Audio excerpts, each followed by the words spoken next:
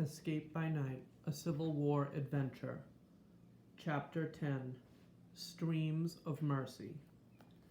Tommy had not slept well. The weight of the situation was growing heavier. He had heard Henry say, "The heaviest burden in the world is a burden carried alone." Henry was right. The Baptist church gave Tommy a peaceful feeling. He sat in the pew between Marion and Annie. Their mother sat beside Annie. They were waiting for the service to begin when Mrs. Williams marched up.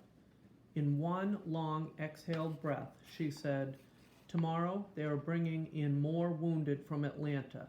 Hundreds of them." "Oh my," Mrs. McKnight said.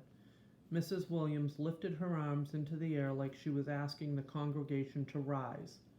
"Where will they put them? Every hospital is packed." She turned to Tommy. "I hear there are some Mississippi boys in the group. Maybe your soldier will finally have some friends." Tommy felt squeezed, and it had nothing to do with the crowded pew. Between Mrs. Williams, Annie, and the Mississippi soldiers, Red would likely be discovered, and soon. Reverend McKnight began the service with a reading of Psalms.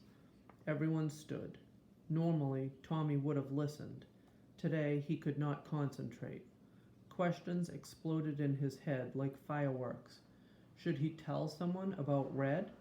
Should he help Red? Should Red go to prison? The enemy was supposed to go to prison, but Red didn't seem like the enemy. "Surely goodness and mercy shall follow me," Reverend McKnight read. Mercy? That's what Henry had talked about. Tommy looked back at the slave section of the church. Henry was sitting in the front row. He gave Tommy a nod. Everyone sat down. Did Red deserve mercy?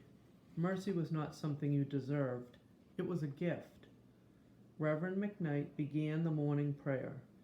"Gracious Father, we enter into your presence." What would God want? Tommy thought. God was a God of grace and mercy. He'd heard that all of his life. Would God want Red to go to prison or home to his family? Marion punched Tommy in the side. The congregation was standing to sing. Tommy stood. What did God expect him to do? What were those 3 things from the book of Micah? To do justly, love mercy, and walk humbly with God. Love mercy. Streams of mercy, never ceasing, the congregation sang, and the words leapt out at Tommy. Streams of mercy never ceasing. That's what God wanted. Not a little mercy here and there, but streams of it, running on and on like the Savannah River. Suddenly it was clear what he should do. Tommy looked at his father high up in the pulpit, singing with passion as he always did.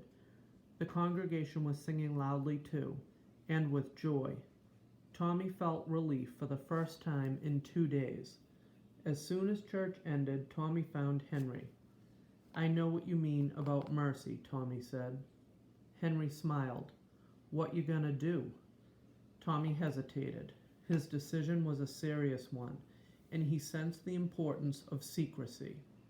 Henry, of all people, would understand, and even agree, but Tommy held back. "I'll tell you tomorrow," he added to himself, "if I'm not in jail."